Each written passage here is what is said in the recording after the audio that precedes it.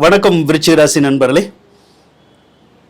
வரக்கூடிய மே மாதம் 15ஆம் தேதியிலிருந்து ஜூன் 14ஆம் தேதி வரையான ராசி பலன்களை தான் நாம் இப்போ பார்க்க போகிறோம். அதாவது வைகாசி மாதத்துக்குடைய ராசி பலன்களை பார்க்கலாம்.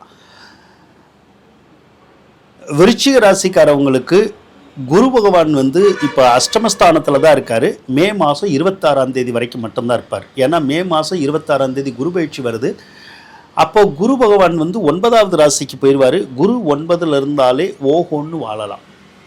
அதே மாதிரி சிலர் இடம் விட்டு இடம் மாறி வாழலாம். வீடு மாறி வாழ்கிறது, ஊர் மாறி வாழ்கிறது, நாடு மாறி வாழ்கிறது.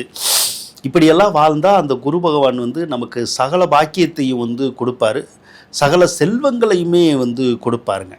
இதுவரைக்கும் கஷ்டப்பட்டுக்கிட்டு இருந்தால் கூட நமக்கு அந்த கஷ்டங்கள் நீங்கும்.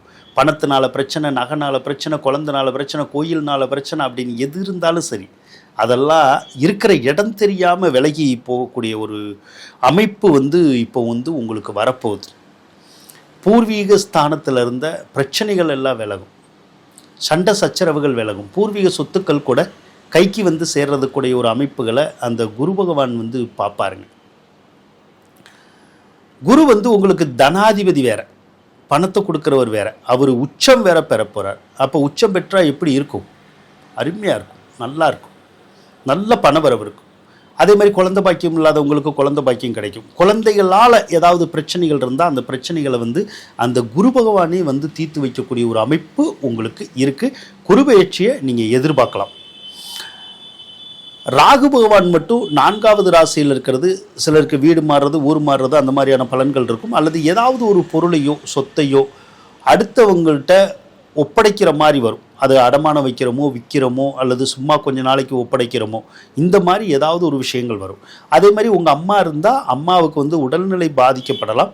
அல்லது அம்மாவோட நமக்கு கருத்து வேறுபாடுகள்னு சொல்கிறோம்ல, அந்த மாதிரி வர்றதுக்குடைய ஒரு வாய்ப்புகளை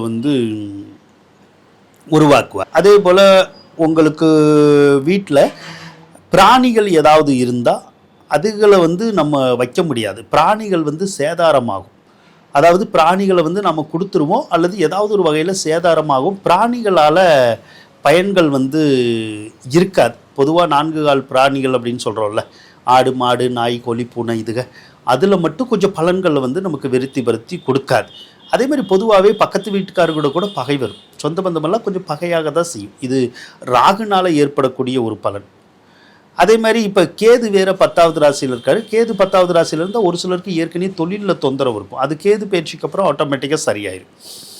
சனி பகவானை பொறுத்தளவுக்கு பிள்ளைகள் இருக்காங்கல்ல, உங்களுடைய பிள்ளைகளில் மூத்த பிள்ளையை வாகனத்தில் பார்த்து போக சொல்லணும். இல்லைன்னா வாகன விபத்துக்கள் வந்துடும். அது ஒரு விஷயத்தை கவனம் பண்ணணும். 7வது ராசியில் சூரியன் இருக்கிறது நல்லது தான்.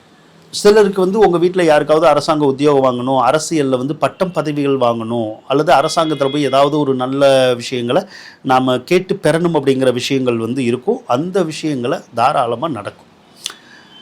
அதோட உங்களுக்கு 7வது ராசியிலேயே சுக்கிரன் வேற பலம் பெற்று காணப்படுறார். இதனால என்ன நடக்கும் அப்படின்னா, திருமணமாகாதவங்களுக்கு திருமண பாக்கியத்தை கொடுப்பார். கணவன் மனைவி ஒரு சிலர் பிரிஞ்சிருந்தால் பிரிஞ்சவங்களை சேர்த்து விடுவார். ஏற்கனவே சேர்ந்து இருக்கிறவங்களுக்கு மட்டும் லைட்டாக இந்த ஒரு மாதத்துக்கு மட்டும் ஏதாவது ஒரு நாளில், வைகாசிக்குள்ளே கடைசி நாளுக்குள்ளே ஏதாவது ஒரு நாளைக்கு கணவன் மனைவிக்குள்ளே மட்டும் கொஞ்சம் கருத்து வேறுபாடு வரும். மிகப்பெரிய பாதிப்புகள் அப்படிங்கிறது எதுவும் இருக்காது. இப்போ சுக்கிர பகவான் மே மாதம் 15ஆம் தேதி அஷ்டமஸ்தானத்துக்கு போயிடுவார். அவர் போனதுக்கப்புறம் கிட்டத்தட்ட ஒரு மாத காலத்துக்கு இந்த வீடு, வாகனம், திருமணம் சம்மந்தப்பட்ட வேலை எதுவும் செய்யக்கூடாது. வீடு அப்படின்னா என்னது, வீடு கட்டுறதோ வாங்குறதோ வேறு வீடு குடி போகிறதோ செய்யக்கூடாது.